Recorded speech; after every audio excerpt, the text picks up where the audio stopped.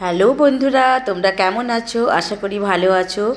তো আজকে আমি একটা ভিডিও পোস্ট করছি। এই ভিডিওটা যদিও আমার কয়েকদিন আগের বানানো, ব্যস্ততার কারণে আমি পোস্ট করতে পারিনি, তাই আমি পোস্ট করলাম। কয়েকদিন আগে তোমরা সবাই জানো বাসন্তী পুজো ছিল। তো আমাদের গ্রামে বাসন্তী পুজো হয়েছিল। সেই পুজোর একটা ভিডিও আমি বানিয়েছি। তো এটা ছিল সপ্তমীর দিন, ঠাকুরমশাই মণ্ডপে পুজো করছেন। তারপর ছিল অষ্টমীর দিন। অষ্টমীর দিন আমরা সবাই মিলে গ্রামের মেয়ে বউরা এবং ছেলেরা বা আশেপাশে গ্রামের অনেক বউরা, অনেক ছেলেরা, অনেক মেয়েরা এসেছিল মায়ের পুজো নিয়ে মায়ের মণ্ডপে। আমাদের ছোট্ট গ্রামটির মাঝখানে একটি ছোট্ট মাঠ আছে, চারিদিকে ধান ক্ষেত, আর মাঝখানে একটা ছোট্ট মাঠ। সেই মাঠের মধ্যেই মণ্ডপটা বানানো হয়েছিল। আর ওখানেই গ্রামের সমস্ত লোকজন মিলে আমরা এই পুজোর আয়োজনটা করেছিলাম। এছাড়াও আশেপাশে গ্রামের অনেক মানুষ আমাদেরকে সাহায্য করেছেন। তো আমরা সবাই মিলে দেখো অষ্টমীর পুজো দিতে বসে গেছি। ঠাকুরমশাই পুজো শুরু করে দিয়েছেন। আর অনেকে মালা নিয়ে এসেছিলেন। মালাগুলো কিভাবে পরানো হচ্ছে দেখো। মায়ের প্রতিমাটা অনেকটাই লম্বা ছিল, সামনে ঘট বসানো ছিল, যার জন্য ওখানে হাত দিয়ে মালাগুলো পরাতে পারছিলেন না ঠাকুরমশাই, তাই দুটো লাঠি দিয়ে এভাবে মালাগুলো পরাচ্ছিলেন। তো এভাবে একে একে মায়ের গলায় মালাগুলো পরানো হলো। অনেকেই তো মালা, ফুল, পুজো নানা রকম উপকরণ নিয়ে এসেছে। তো সেইগুলো সুন্দর করে মায়ের মাকে সাজানো হচ্ছে সেই ফুল দিয়ে এবং মালা দিয়ে। তো আমরা সবাই মিলে একসাথে বসে এগুলো দেখছিলাম। সকাল 9টা থেকে প্রায় 12টা পর্যন্ত ওখানে ছিলাম, পুষ্পাঞ্জলি দিচ্ছিলাম। দেখো সবাই মিলে একসাথেইভাবে দলে দলে আমরা পুষ্পাঞ্জলি দিয়েছিলাম মায়ের কাছে। ঠাকুরমশাই মন্ত্র পাঠ করছিলেন, আর সেই মন্ত্র শুনে শুনে আমরা বলছিলাম এবং মায়ের পায়ে পুষ্পাঞ্জলি দিচ্ছিলাম। আর মাকে মনে মনে জানাচ্ছিলাম মা যেন সবার মঙ্গল করে। তো এইভাবে আমরা সবাই মিলে পুষ্পাঞ্জলি দিলাম। মণ্ডপের ভেতরে তেমন একটা জায়গা ছিল না, তাই 4-5 বার ধরে মোটামুটি পুষ্পাঞ্জলিটা দেওয়া হয়েছে। আর সেদিনকে গরমও ছিল প্রচুর। তো কিছু মানুষ বাইরেও দাঁড়িয়ে আছে, কিছু মানুষ ভেতরে। এ দেখো আমি ভিডিওটা বানাচ্ছিলাম।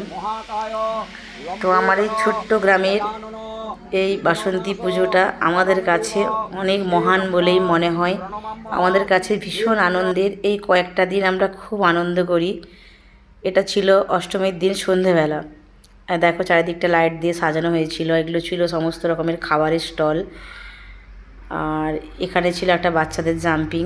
মোটামুটি চারিদিকটা আলোয় আলোকিত। এই হচ্ছে মায়ের মণ্ডপ।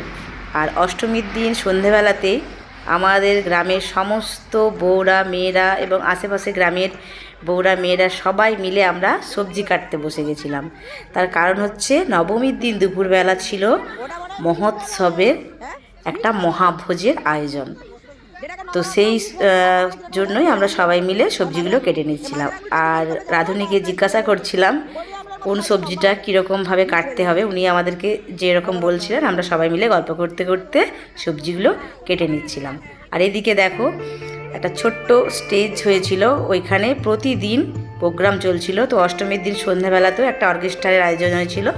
আর ওই অর্কেস্ট্রারে আমাদের গ্রামের ছেলে এবং এমনকি আমার বাড়ির ছেলে, ওই দেখো অঙ্কন গিটার বাজাচ্ছে। খুব ভালো লেগেছিল ওর গিটারটা আমার, তাই আমি ওর গিটার বাজানোটাই তোমাদের কাছে দেখালাম।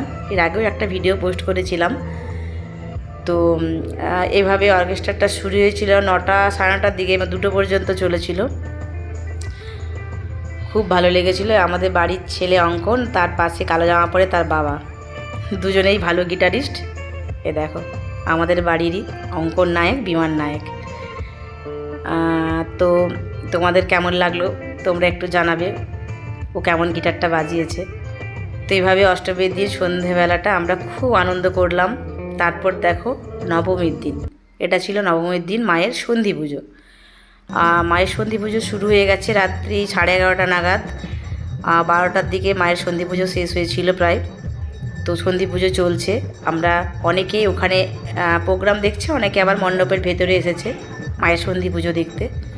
সন্ধি পুজো হয়ে গেল, এ দেখো মায়ের চাল কুমড়ো বলি হচ্ছে। তো এভাবে আমরা সবাই মিলে সন্ধি পুজোটাও দেখলাম, খুব আনন্দ করলাম। আর এভাবে চাল কুমড়ো, আখ, কলা অনেক কিছুই দেখলাম, একে একে বলি হলো মায়ের সামনে, এগুলো বলি করা হলো মাকে স্মরণ করে। এই যে, তো এভাবে আমরা সবাই সন্ধি পুজো দেখলাম। তারপর 108টা প্রদীপ জ্বালানো হয়েছিল, যেগুলো আমাদের গ্রামের সমস্ত মেয়ে বউরা মিলেই আমরা সাজিয়েছিলাম এবং সবাই মিলে এগুলো জ্বালিয়েছিলাম। মাকে আরতি করা হয়েছিল। সবাই মিলে আমরা মায়ের কাছে জানিয়েছিলাম আমাদের মনোবাসনা, মা যেন পূর্ণ করে দেন। যার যা মনের ইচ্ছা মা যেন সেগুলো সবাইকেই পূর্ণ করে দেন। তো এই মতো বলেই আমরা সবাই আনন্দ করলাম। তারপরের দিন ছিল বিজয়া দশমী।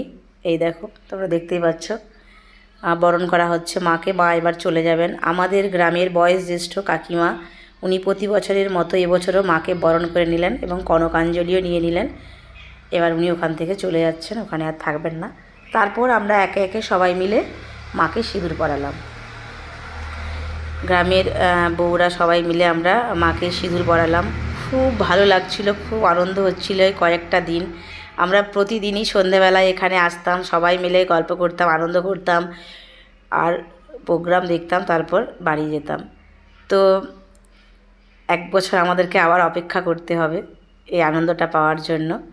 এ দেখো, আমি মাকে সিঁদুর পরাচ্ছিলাম। অনেকটা লম্বা প্রতিমা, তাই নাগাল পাচ্ছিলাম না, তো চেষ্টা করলাম, যা হোক করে পরিয়ে দিলাম। এভাবে সবাই মাকে সিঁদুর দিলাম এবং আমরা নিজেরা নিজেরা সিঁদুর খেললাম। তো ভিডিওটা যদি তোমাদের ভালো লাগে তাহলে অবশ্যই লাইক কমেন্ট করবে। আর আমার তো খুব ভালো লেগেছে কয়েকটা দিন এবং আমার গ্রামের এই বাসন্তী পুজোটা। তো আজকে চলো এই পর্যন্ত।